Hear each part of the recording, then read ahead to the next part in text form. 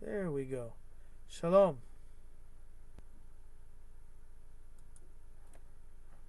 Shalom. Okay. So here we are. We're talking about the mitzvah of Bnei Noach and the idea of the covenant of Noach. I have been asked. My name is Dov Avraham Ben-Shorr or Ibn Shor, depending on where you take it from. Anyway, I am a rabbi and a dayan, a judge, and I sit on several courts, including a court for Bnei Noach, for the children of Noach. We'll get into that in a moment, what that means. Bnei means children of. Bnei Israel, children of Israel. Bnei Noach, children of Noach. And I've been asked by a lot of people, because I teach here and there, to try and give some sort of lesson, video lesson on the idea of Noach and the idea of the covenant of Noach, and to introduce the concept to as many people as are there. The idea, this week we read about the Noach in the Torah. This is the weekly Sidra, the weekly portion called Noach. And every Jew on Shabbat tomorrow will be reading or hearing the whole story of Noach and how God was a little bit frustrated, might be the right word, a little bit fed up with humanity and the way we were conducting our lives, which, by the way, immediately suggests that there were rules. Anybody that suggests that there weren't rules has a problem, because it would be unfair to expect man to live up to certain rules if we, of course, are not, don't know what those rules are. It's like, it's kind of like stacking the deck against you, as so to speak. In any event,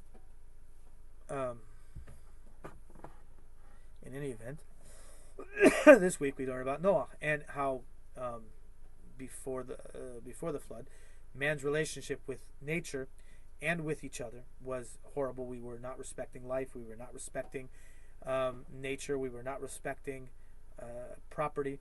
We were not respecting God. We were not respecting the entire concept of truth that God revealed to us. And we had been in a downward slope since getting kicked out of the garden until the time of Noah, when God decides to destroy the world by flood. God decides to destroy the world by flood, and then after the flood, he renews the covenant. No, the covenant actually existed from Adam Rishon, the first man, when he made the covenant. The question is whether it included everything or not. There's some that suggest that there were 6 mitzvot, 6 commandments for Adam, and Noah was added another one. There's actually a debate about that within our sources, but we'll ignore that debate for the moment because it's not so relevant. What's relevant is what's come down to us at this point, what we are obligated to, what we have a responsibility for, what we are have a relationship with God with, in concerning, and God and Noah brought out animals, made an offering to Hashem, to God, and set about renewing the covenant. There's a sign of the covenant, that's the rainbow, which actually most people love the rainbow. It's actually a very pretty thing. There's even a special blessing that you say. However, one should know that the fact that the sign of the rainbow is basically a sign that says that God remembers his promise to Noah, that he's not going to destroy the world, even though we deserve it. Therefore, seeing a rainbow is not always necessarily a good sign. Still more welcome to enjoy it, like the colors. Say a blessing if you want on the beauty. However, know that we could be doing better. What is this getting better? What are the 7 mitzvot of Noach? Now, first of all, they're not 7. We say 7 because it's a nice number. And it's like saying there are 10 commandments. Anybody that knows anything about Torah and Judaism knows that there are really 613 commandments, which also have all their various categories.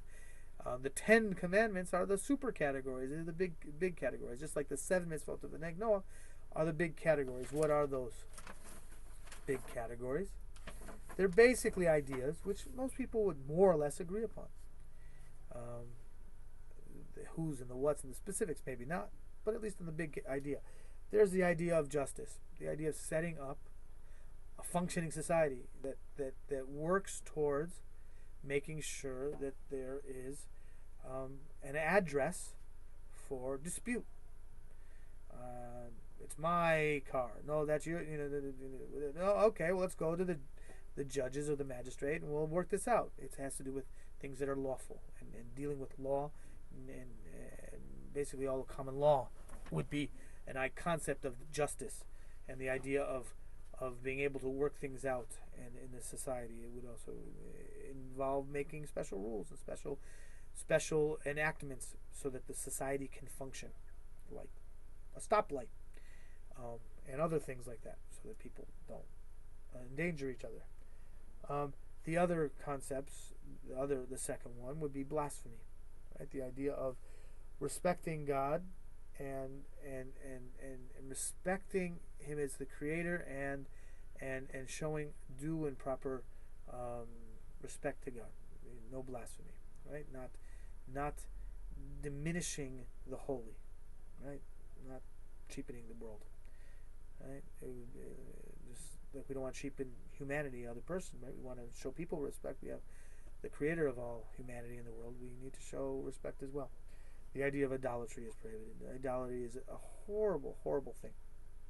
We're not even aware of it. We do it. We hit on the idolatry all the time, and we know it's when we it has to do with focus and what's the importance and what's the real goal, and why are we here?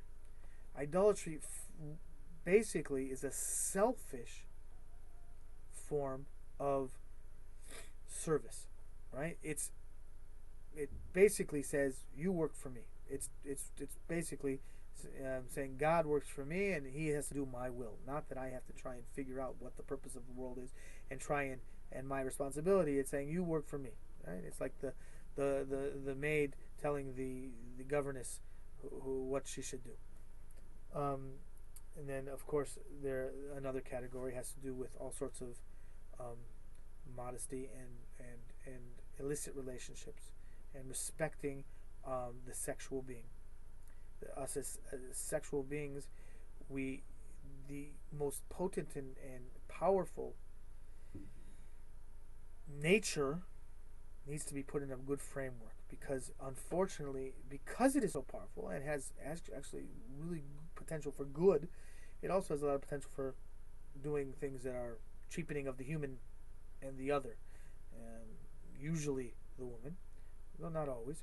And therefore those relationships need to be kept in a certain amount of check and responsibility and in a framework to make sure that the person is respected, not only and not going after the lust, after the pleasure, because while pleasure is good in its framework and can be good with the capital G, it is not an end in itself, right? It's just like for instance nuclear fission. We do fission. We haven't learned fusion yet. Eventually, God willing, we'll learn fusion too. But we haven't learned we learned fission, right? The idea of nuclear fission actually is could potentially be a huge boon. Could free energy. I remember 50 years ago, everybody thought that this was going to bring free, like, not that I was around 50 years ago, but that they thought there was going to bring free electricity to everybody. This was the answer to all our prayers, everything like that. And the truth is, nuclear fission has brought a lot of good to the world and can do a lot of things. A lot of medical things are also based on nuclear, the idea of splitting the atom. But at the same time, as we also know, the splitting of the atom also can cause a lot of destruction and bring a lot of horrible things. And it has to do with how you use the vessel, how you use the tool. Again, so the more potent and powerful the tool, of which marital relations are very potent, very powerful, need to be put in a much more safeguarded, much more higher framework. The next one is respecting life. The idea of homicide, murder. It's prohibited to murder people. Killing is, we'll get to that when we talk about that specific subject, but killing and murder are not synonymous. They are similar, but not synonymous. We'll get to that when we get to it. The idea also of protecting property is also very important. Someone's property, someone's person. The idea of theft being obviously forbidden matter. And again, there's a lot of categories with that. And then there's another category which everyone kind of raises an eyebrow. The severing of the limb of a living animal. You're not allowed to take the limb from a living animal. That's one of the laws of Noach, which specifically in our Sidra Hayom, in our Parsha, in our portion, Torah portion today, God specifically tells Noach, you're not allowed to take a limb from a living animal. Now, the bigger category is obviously respecting nature, respecting animal life, dealing with animals and other things. The Jewish concept of which is probably also applies to Bnei Noach. We'll get to the specifics eventually, about not causing undue distress to animals, and the idea of respecting nature in general. Most people raise an eyebrow because who would cut off the leg of a living animal, right? Everybody knows the old joke about the farmer with the pig that has 3 wooden legs, and the salesman comes and the salesman looks at the farmer and says, "Why does this pig have 3 wooden legs?" And the farmer says, "Oh, that pig's special. One day we had a fire in the house. This pig ran in, pulled all the children out by their collars, saved everybody." So the salesman says, "Oh, so he was injured in the fire?" The farmer says, No. The pig got out scot-free. He's fine." So the salesman says, "So why the wooden legs?" He says, "Well, a pig like that you can't eat all at once." There's actually a lot of deep meaning to that joke, because unfortunately we do a lot of things like that where we really exactly, and so therefore I'll leave that joke a little bit to the side, but the idea of eating from a limb from a living animal exists today. In fact, I'm told by my friends in Texas that mountain oysters was a big delicacy there, and mountain oysters basically happen to be the testes of a not a cow, the male part, a bull, and the reason they cut them off is so that they focus not on reproduction but focus on getting fat, and then they serve these mountain oysters as a delicacy. So it is actually a thing that exists, and it's not something that's unheard of. Probably was a lot more popular back in the day, though it also doesn't. But I don't know when they didn't have refrigerators. But even that doesn't seem to be all that possible. But it does exist, so we have to be careful about that. In any event, I'm not going to talk about any of the specifics today. I'm more going to talk about the general category of the covenant of Noach and Bnei Noach, as opposed to Bnei Yisrael. Bnei Yisrael, the children of Israel, is what we tend to call people that are Jews today, though Jews is probably a bigger category. I'll talk about that another time. I'm in the process of actually writing a book about that, which is going over 1,000 pages at the moment, about the various identities of people in the ancient world and what things are. But Bnei Yisrael has their covenant with God, which at Sinai. But Bnei Yisrael is actually a subset of Bnei Noach, right? There was the children of Adam, right? They kind of, then Bnei Noach, who was a child of Adam, right? We call it the covenant of Noach because there's new and improved. It's a re-establishment of the covenant, a renewal of the covenant of Adam with maybe a few little addendums. We call it like 1.1 or whatever, covenant 1.1. And then later there's a specific covenant for the people of Israel, which is which specifically gives us a lot more rules and a lot more roles and a lot more instruction in how to be the priests for the rest of the world, for humanity. The Jewish people are designed to be the teachers, the priests for the laity, which is the humanity, which we call Bnei Noach. Now, it's actually, the term Bnei Noach doesn't actually, it is in our parsha, but they're referring to the 3 of them, Ham, Shem, and Yafet, who are the children of Noach. But the idea of Bnei Noach and the concept really wasn't so much in the Tanakh, but the sages, Chazal talks about it quite extensively. They talk about more than 7 mitzvot. They talk about 30 mitzvot. Another place talks about even more, and a couple of places. We're going to talk about all those various things when we get into the specifics. We like to use the number 7 because 7 is one of those wonderful numbers and those are the big general categories. And then there's a lot of specific mitzvot. If you want to compare this 7 mitzvot of Bnei Noach, compare it to the 10 commandments at Sinai, which were given specifically to Bnei Israel, as in big general categories. Okay. Now, an interesting thing the covenant of Noach was actually according to in the Talmud, which is the compendium, the protocol of a lot of the discussions of the sages of the court, of the big court, in the section called Baba Kama, which means first gate, in page 38a, it says that actually the covenant of Bnei Noach was revoked. And right there on the page in this protocol, the rabbi says, "What? It was revoked? How is that possible? You can't have people without rules. It just makes no sense. You can't because you can't obligate, right? You can't obligate people to live a certain ethical, moral life if they don't know what that is." And then it comes to the conclusion it wasn't actually revoked. It was just that God stopped stressing it because He pushed everything for us as Bnei Yisrael to bring the light to the people. We're supposed to be the light unto the nations. Just like a flashlight, we're supposed to show the way. We haven't always succeeded in our path, and hopefully we will get better.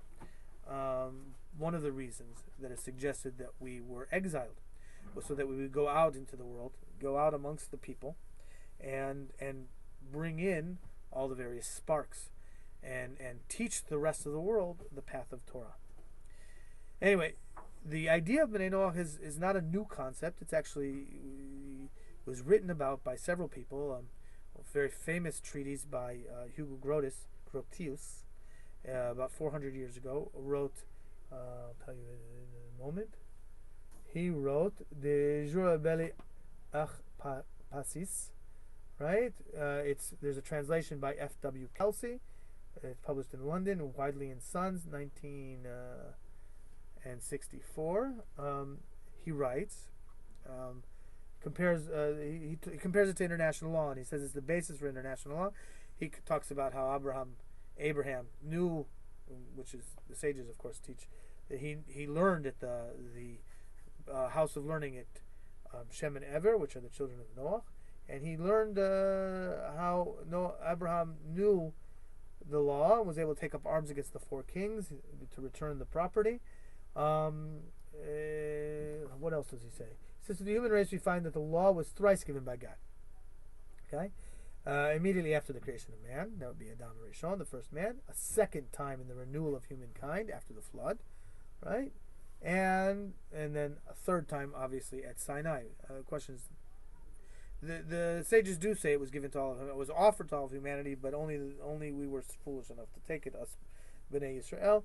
But without even looking as to what it said first. Wait a second. But we took it, and we're supposed to now teach at least the part that applies to all of humanity to this. We will talk at length throughout all the various topics that I'm planning on talking about on what is prohibited, what is obligated, what is permitted, which is a different category. There are a lot of things that are permitted, or there's a question sometimes whether it's permitted or not permitted to do something that maybe is a non-Jew that wants to get close to God able to put on the Jewish prayer skull, the talit. It's a question. It's not really much of a question, but we'll get to that when we get there, and the various other obligations as to what there are, to fill in things like that, those various things. But there are also parts of the rules, the hokim, are what we call the laws that are basically laws that are because God said so, that have no logical thing. But then there are also mishpat. Mishpat are those types of laws that almost any society needs at least some version of to be able to function. The idea of theft, the idea of murder, these types of things that a society can't really function without a certain amount of respect for personal and public property and private property and all these various things. And what those specifics are, we'll get into when we get there. But in other words, all of these is the basis. And Grotius talks about how this was all a basis for international law of what he would like to suggest. About 50 years later, John Selden tried to compare the laws of Bnei Noach with the laws of his day. And in our last century, right, he died in the Jewish year of 5709, which was a year after the establishment of the State of Israel. Okay, this is the year 5775. We just had a new year, right? 5775. I will only use the Jewish years, and if you want to ask me about that, I'm more happy to tell you. But you can do the math, or it's not all that important. 5779 is almost 70 years ago. Not quite. About 65 years ago. There was a French Roman Catholic named Aimé Palier, who was exploring the idea of God, and he was studying to be for the priesthood, as a matter of fact. And when he started learning Hebrew and comparing it with this, he found it difficult to reconcile the dogma of the church with what was written based on a lot of his learnings, and so he became a little lost. He tried the Salvation Army for a while, Protestantism for a little while, various other things. Eventually, he got in contact with a rabbi, Eliyahu Ben-Mozeg, who was Italian, and he started exchanging letters. He was in the idea and the mindset to convert to Judaism. Eliyahu Ben-Mozeg said, "Don't convert. Why convert? You already are part of humanity, of the covenant of Bnei Noach, of the covenant of Noach. There's no reason to convert. Not only that, it's not necessarily even. Not only is it not necessary, it's a question if it's whether it's even desirable." And now, Palier says this idea repulsed him at first. What do you mean? Not be a Christian and not be a Jew? What does that mean? What's a Bnei Noach? What is this Noahism? Well, he says in his Le Sanctere Inconu, this is a translation, Noahism, of which I was hearing for the first time, surprised and repelled me as an inconsistent thing, the name of which was even strange. Not to be any longer a Christian and to retain the name, not to be a Jew, and yet after a fashion to acclaim Judaism, was an equivocal position which had no attraction for me. In other words, what is this? It's nothing. It seemed weird to him. But Rav Ben-Mozeg returns the letter, and he says something very, very important. Please pay attention. He says, look, Noahism seems to you as far and distant and supernated thing, and you ask how, after 19 centuries of Christianity, after all the religious progress that our Bible and your gospel represents, I can dream of taking you back to the rudiment of the worship founded after the flood. Is this possible? Yes, he says. Back to basics. In fact, he says, I don't see how it's possible that you do not see the perpetuity, the future immutability could not exist save on condition that they also existed in the past. There is no doubt that the Bible, aside from the universalistic passion of the prophets, gives the impression that in carrying out the compact, the contract, the covenant made with the fathers, God was chiefly concerned with the chosen people, to the exclusion of other people. Not true. Hence, but that's the impression. Hence, the accusation leveled against Judaism that it could never rise in entirety above the conception of a national God. But can it be imagined for a single moment that after having concerned himself so much with the descendants of Noah, which means with all of humanity, according to Bereshit, Genesis, God, after long centuries of waiting, would give a special law to the Israelites appointed to be the priests of humanity, and would not have troubled himself in any way about the rest of the human race, rejecting it until the appearance of Christianity, leaving it totally abandoned, without revelation and without law. And again, is it reasonable to conceive that in abolishing the Noahide covenant of Genesis, and there's no place to find that abolition ever to be found, would God, during all this long interval, leave no other resource to man than the help of his poor reason, which we don't seem to do so well with? This would have been unreasonable, unjust, imprudent, unworthy even of a mortal, let alone God. For it would entirely undermine faith in the necessity of revelation. And yet, all this is a small matter compared to the great things which the Talmud reveals to us. The monument, this is another place, by the way. I didn't continue. This moment of tradition occupies itself, in fact, with a marked predilection for everything that concerns the Noahide religion and legislation. In another place he says, you seem dissatisfied about the antiquity of Noahism, and you do not realize that antiquity is the most infallible sign of truth. Consequently, the further back it goes, the more it appeals to us. Of course. Nothing was added. It's just the essence. I have spoken about the proselyte of the gate, that is to say, the Noahide in person. It is true with the Noahide himself that the Pentateuch, that's Bible for you and me, is concerned in specifying that the proselyte is in no way obligated to observe the Mosaic law. That is to say that the Torah obliges us to give him the animal which is forbidden for us as Bnei Yisrael to eat. We must give it to him instead, selling it to the stranger, Gentile, or pagan. Obvious proof that according to the Pentateuch, this proselyte is no longer considered a stranger or a pagan. We have to give it to him instead of selling it, right? He's not considered a pagan or a stranger. Rather, he's not assimilated to being a Jew. Rather, he is the proselyte of the gate. He is the Ben Noach, right? So he represents not precisely this Noahide, which name sounds so strange to ears. What else could he be? This difficulty which you experience does not hinder the Noahide from becoming part of the church universal. On the contrary, it is the Noahide themselves who make up the faithful, the people of that true church, which Israel is the priest. Israel would have no reason to exist if these people of God did not also exist. What are the priests? I ask you, teachers, right? Priest is a teacher. Without the layman, what would I, a Jew, be if you, who are not a Jew, were not here as a faithful member of the great congregation of God, in whose service I myself place? So there we have it. I think wonderfully put about the idea and the role of Bnei Noach. So what's the goal? What's the purpose? What is this covenant? What are we trying to achieve?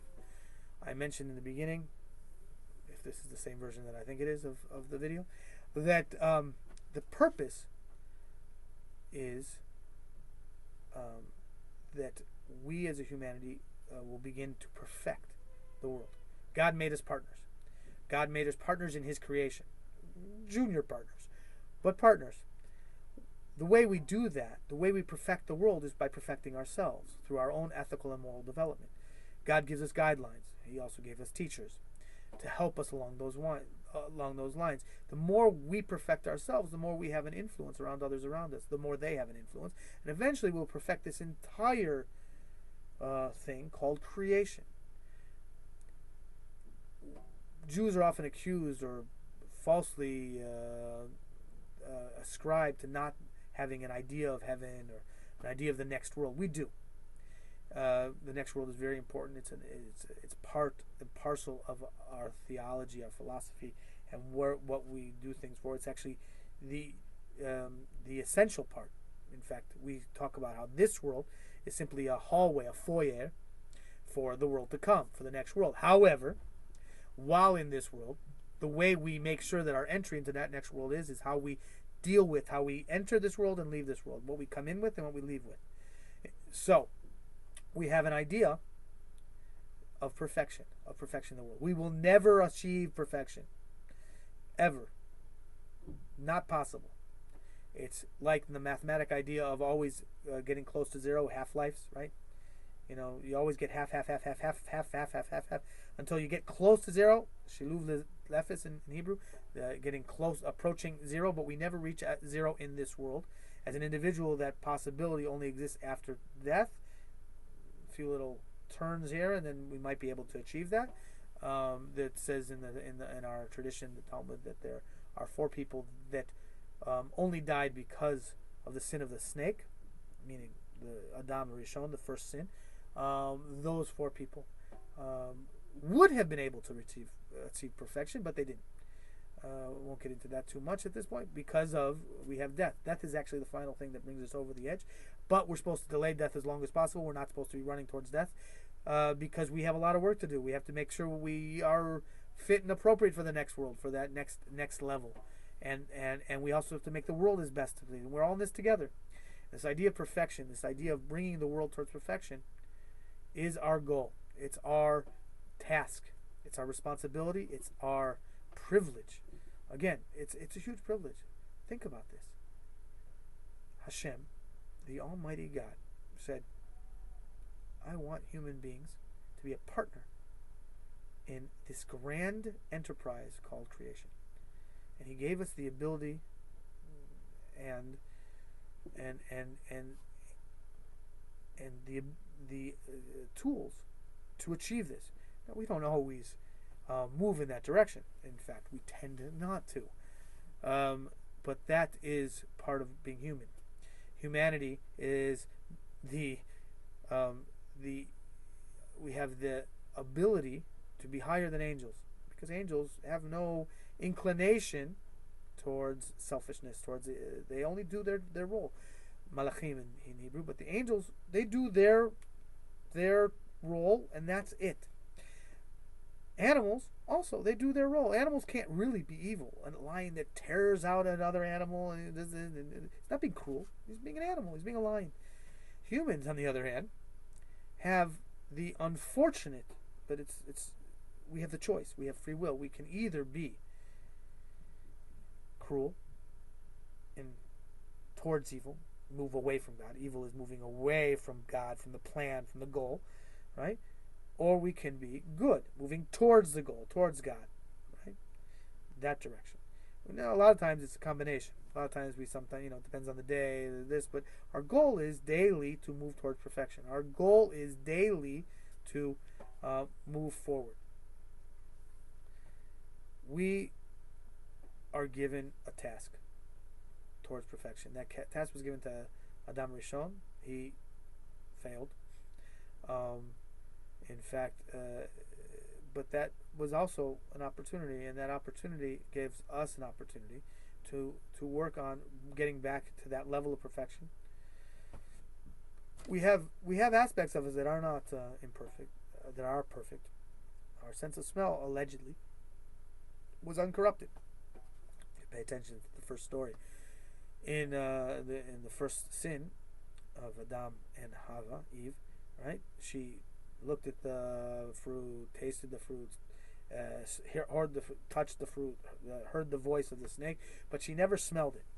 The smell, the idea of smell, is the uncorrupted scent, which is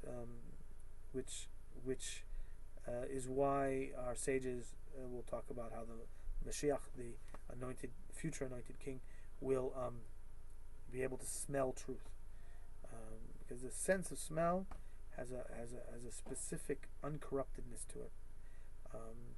This is also Rabbi Nachman, for instance, and other sages talk about how the tzaddikim, the righteous ones, come from the nose of the primordial man, the paradigm of man, right? And the big soul. Right? There was one, according to our tradition, there was one soul, and then it was broken up into a lot of pieces. Rabbi Nachman says he came from the nose, and a few other people as well. Just in food for thought.